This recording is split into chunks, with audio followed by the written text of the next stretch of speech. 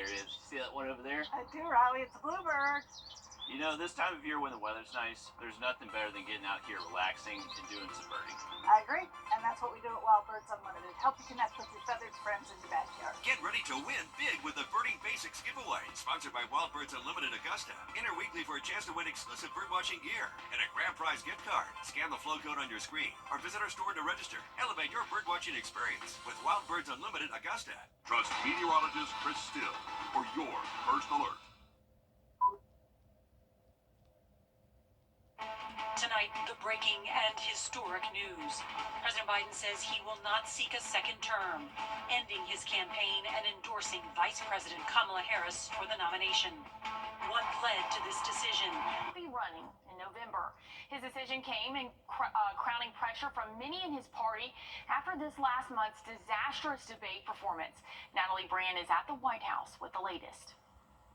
President Biden has dropped his bid for re-election. In a statement, the president said in part, quote, "While it has been my intention to seek re-election, I believe it is in the best interest of my party and the country for me to stand down and to focus solely on fulfilling my duties as president for the remainder of my term."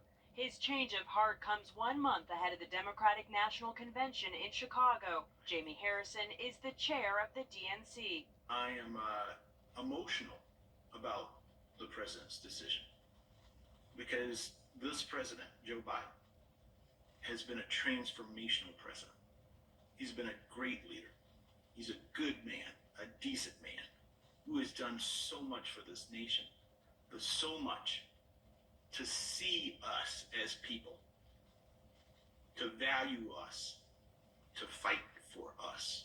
In his statement, President Biden says he's offering his full support and endorsement of Vice President Kamala Harris to become the Democratic presidential nominee. Former President Bill Clinton and former Secretary of State Hillary Clinton are also backing Vice President Harris. By this weekend, more than 36 Democratic lawmakers had called for the president to exit the race following last month's debate. Delaware Senator Chris Coons, one of the president's closest allies and co-chair of the Biden-Harris campaign, called this a critical moment in American history. This was a very difficult decision, and one that I think reflects the very best of who Joe Biden is. The challenge of seeing this moment and of recognizing what was in the best interest of the nation was a significant challenge. I still believe he could have beaten Donald Trump, but I also know that what he's done today is in the best interests of our nation. President Biden made the decision while recovering from COVID-19 at his home in Rehoboth Beach, Delaware, where voters say they support the move. I think he made the right decision. I think it was very brave of him. I just think it's a little shocking at this stage of the game with, 13 weeks left until an election. I think that a lot of people knew there was going to be some big issues here for a long period of time. The DNC says in coming days, the party will undertake a transparent and orderly process to move forward as a united Democratic Party. Trump texted this text message to CBS News. Kamala Harris owns the entire left-wing policy record of Joe Biden. The only difference is that she's even more liberal and less competent than Joe, which is really saying something. And Jada Walker is live in our newsroom now after reaching out to leaders in Georgia and South Carolina all day. Jada, what were some of those responses that you got today?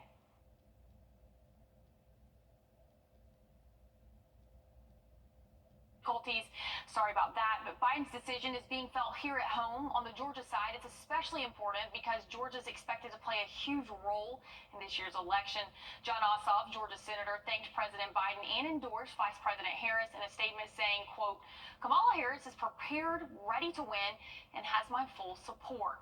U.S. Congressman for South Carolina James Clyburn praised Biden and endorsed Vice President Harris, saying in a statement, "I echo the good judgment that he demonstrated in selecting Vice President Harris to lead this nation alongside him, and I'm proud to follow his lead in support of her candidacy to succeed him as the Democratic Party's 2024 nominee for president." We also spoke to Augusta's Mayor Garnett Johnson. Johnson said, quote, "I do not want to comment on this issue as my role as mayor is a nonpartisan role." Richmond County Democratic Chair and Augusta Commissioner Jordan Johnson said he's waiting to be cleared before he can speak to us. And Jada also spoke with local leaders about their thoughts on Biden dropping out. Aiken GOP chairwoman Debbie Epling says her biggest concern was his health. I'm probably probably one of those few Republicans, though, that think that I think the reason he dropped out, it should have been because he does have some issues. And I think they should be more concerned with his health rather than whether they can win the race or whether the polling numbers are low, because I was more concerned about his health than anything else. And now the focus shifts to the future. President Biden has endorsed Vice President Kamala Harris to replace him at the top of the Democratic ticket. As CBS's Christian Benavides reports, if she is the eventual nominee, there are plenty of potential running mates she can choose from. What will the Democratic ticket look like? All eyes are now on Vice President Kamala Harris, who was endorsed by President Biden. Harris has been on the campaign trail this week. The most existential, consequential, an important election of our lifetime. The vice president has a long career as a prosecutor, served in public office as the district attorney in San Francisco before becoming the state attorney general, and then a U.S. senator representing California. She gained attention in 2018 for her interrogation of then Supreme Court nominee Brett Kavanaugh. I'll repeat the question. Can you think of any laws that give the government the power to make decisions about the male body? I'm not thinking of any right now, Senator. Harris was part of a crowded Democratic field vying for the nomination in 2020 before Biden picked her as his running mate. If Harris is at the top of the ticket now, there's a long list of potential VP contenders, all of whom have their own presidential ambitions, including Michigan Governor Gretchen Whitmer.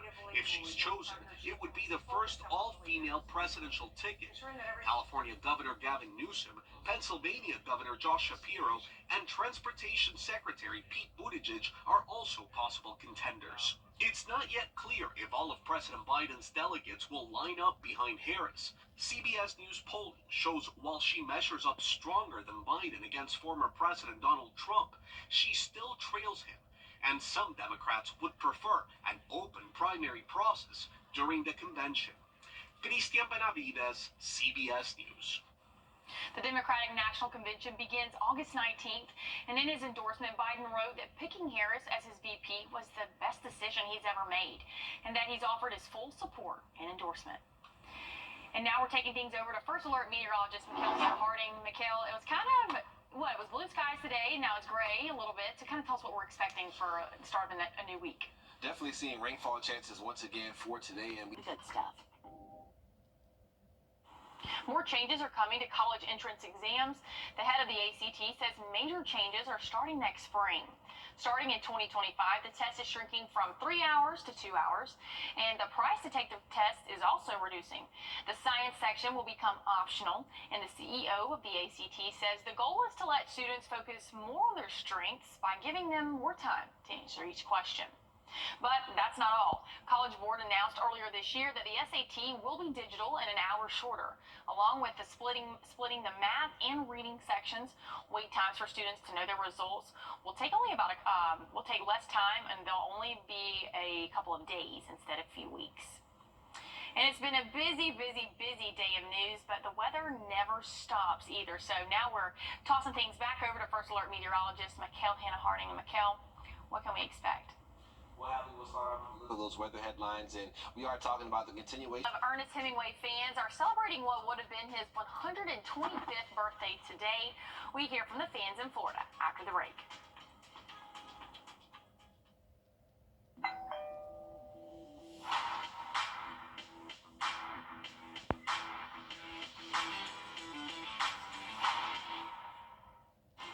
After 60 Minutes on CBS and streaming on Paramount Plus. Introducing the First Alert Radar Network. With up to 10 times the resolution of other local radars and technology that can pinpoint right down to your street. First just got faster.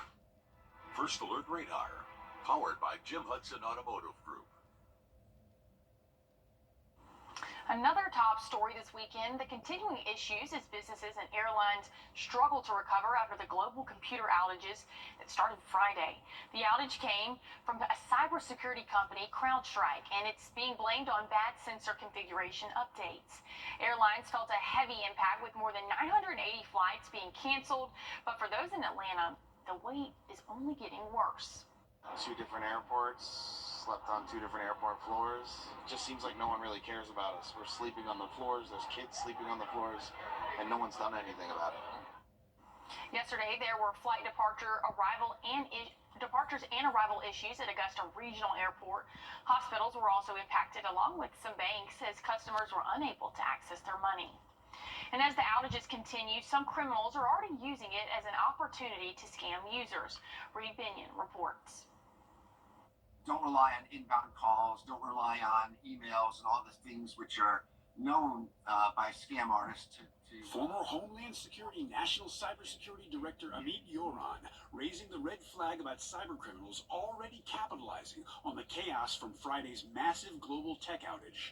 Cyber experts and the government say in the wake of the outage, scammers are promoting fake recovery websites with malicious software to take advantage of unsuspecting victims. Miscreants are looking through this software, looking for problems which they can then deploy globally.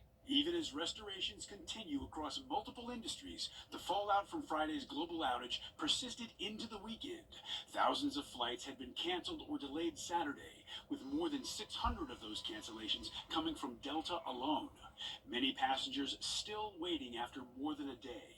In addition to airports, businesses, hospitals, and more are still reeling from the outage. As for how long a full recovery will take, experts say it won't be a quick fix. This is not an issue that's going to be with us forever, but it's not an issue that's going away in 10 hours or even 2 days. Alrighty, and we're taking things back to Ernest Hemingway. Ernest Hemingway spent the 1930s in Key West, Florida, and more than 6 decades after his death, fans and scholars and relatives continue to gather on the island city to celebrate the author's award-winning novels and adventure-filled life. The Hemingway Days started in 1981 with a short story competition and a look-alike contest. Now, this year's festivities finished today on what would be the author's 125th birthday. The family loves us for what we're doing today versus when we first started. We got accused of being, old, gray-haired, pot-bellied people, drinking, getting drunk, falling off the street curves. But now, I've established a mission for us.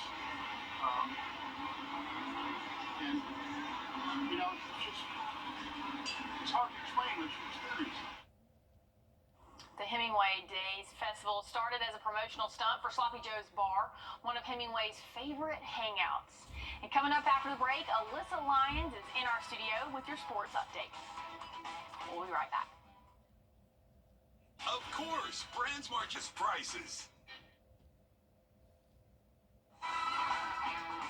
On your sideline.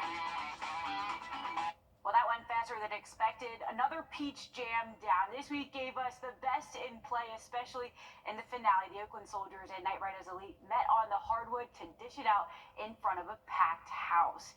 This was the most anticipated game all week. You knew it was going to happen. That's what everyone was here for, from the young kids following AJ Bedanza and Tyron Stokes on TikTok to the NCAA coaches scoping out the talent of the Boozer twins and the former NBA players who were once in their shoes. All eyes didn't leave the court as the Knight Riders defeated the Soldiers 71-62. Bedanza tallied 25.6 rebounds, Stokes 22, 9 boards, and the Boozer twins doubled up for 27 points.